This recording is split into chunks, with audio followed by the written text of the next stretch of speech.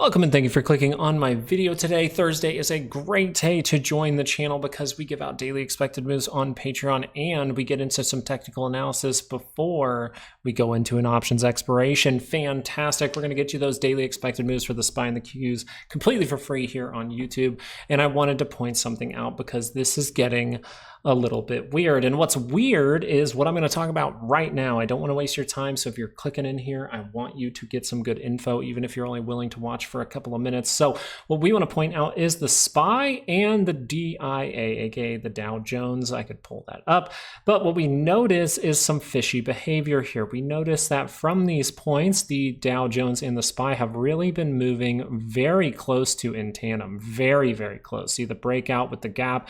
And then we notice that we go up to the same peak. We peak on almost the same day. We turn down, we react off of the 20. The 20 actually got reacted off of here. I just can't load it up, but we notice that we go up in an uptrend. And then around these areas, we see that the Dow, the SPY continues in the upward direction, but the Dow actually starts to drop off as the SPY goes a little bit higher and starts to move sideways. So something I want to discuss early on in this video is the fact that the Dow is doing this and the fact that at the same time IWM is doing this as well. And is this overall leading the market? We're going to keep that in mind as we do some technical analysis for the SPY and the Qs. We're going to bounce around and look at a couple other things. I am short on time, but I will make this a very helpful video for you and you will take something away from it. So let's get into it.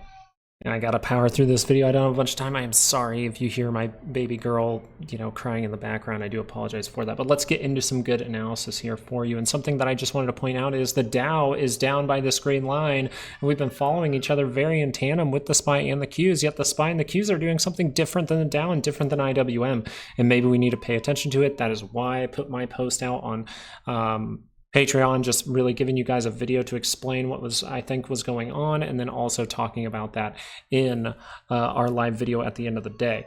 So what I want to pay attention to is the SPY going to catch up to there? We've been talking about the fact that we hit top Bollinger, and usually when you do test top Bollinger, right, you can go a little bit higher, but you like to revert back down to the 20, which tells me something here.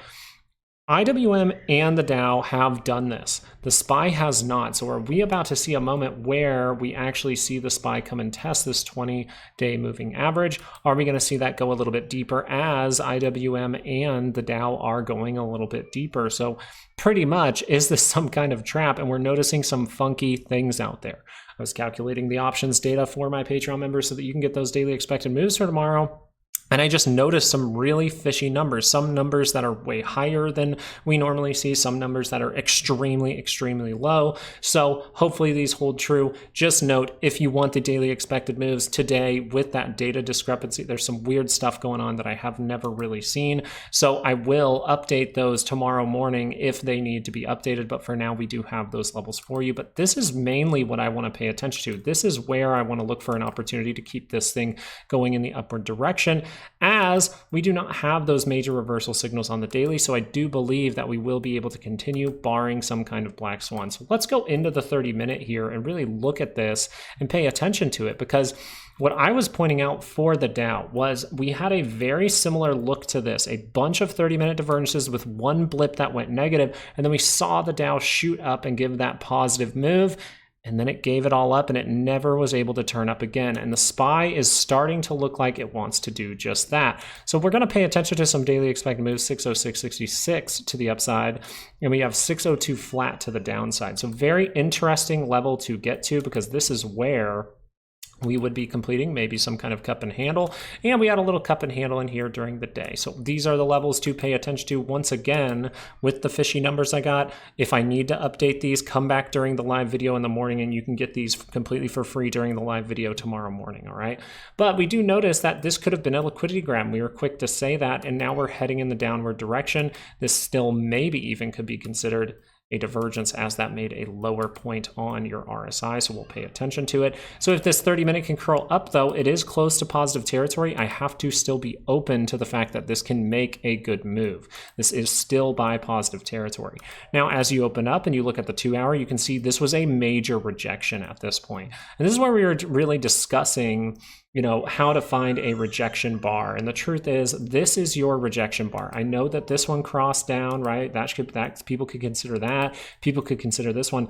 I consider it this one. This is when I confidently said, hey, that is rejecting. We'll look for reactions, but that is a rejection bar because you were closing below the 5 and you are closing below the 9. So the thing that I could do to stay out of risk, and these reasons up here are why I got out of my NVIDIA call yesterday before we saw that drop this morning. It was great. But when I look at this, it goes, hey, this could really confuse people, right? It's not necessarily too confusing to me. I can really just trade like water and be just fine, manage risk at all times. It's perfectly fine. But if I was looking for an opportunity, I'd look for the daily pullback because we have tested top Bollinger and we notice that IWM and the DIA are down at these levels.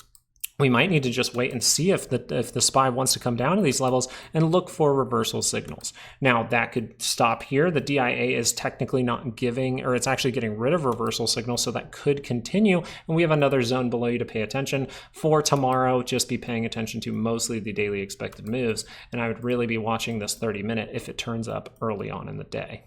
The reason that I'd be paying attention to if the Qs and the SPY are able to turn up early on in the day is because I've been saying for a long time, I'm looking for a divergence like these ones right here, right over here, outside of my monthly expected move, which is in yellow. If you're confused by that, come to the live video tomorrow and we can chat about it. But your daily expected moves, according to what I have right now, are 530.02 to the upside and 522.98 to the downside for the Qs.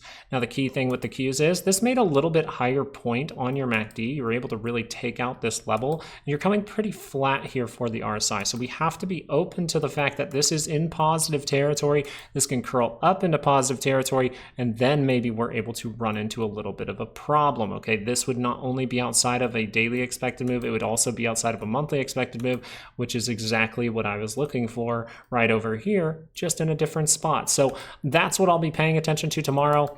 If we start to confirm even further down on these charts, as the 2-hour is confirming divergence here for the Qs, the 2-hour is actually saying that the daily is very likely to pull back from this area right now. We're just paying attention to if there is some kind of 30-minute blip to the upside. So for now, 30-minute, if that thing can move up, hey, I'm paying attention to my daily expected move, looking out for reversal signals in case it's a trap. But for now, the 2-hour is saying that this daily is about to pull back. And this is where you see the difference between what the overall IWM and the DIA or the Dow Jones is doing, coming down to these type of levels, while the Qs continue to go in the upward direction. So I think we're going to see a moment where we'll potentially make more reversal signals. We could potentially keep going, but eventually we're going to get a test of that 20 because we're at top Bollinger again and the top of the channel.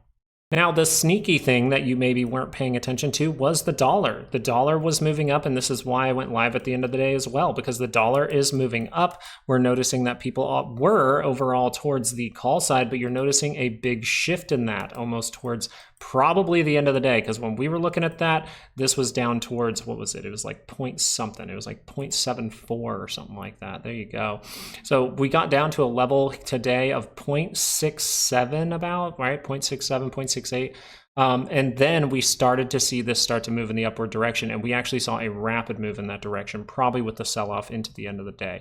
So we'll pay attention to this, but all you needed to know at this point here was we have people really going to the call side. We have the dollar moving up, as in people might be moving into cash, and we're seeing the separation of the SPY and the Qs with IWM. Now, the dollar, just to touch on this for a brief moment here, I wanted to talk about the daily chart because this has not confirmed up yet, but we know that it has made a pretty damn strong base at this point at this level, and you can really tell that's a strong base because we were able to take out 106.49. So very important to pay attention to this. This is saying the swing trade for the dollar is on, meaning the dollar is most likely to go up, which when the dollar goes up, if we get that negative correlation, that means stocks are going down.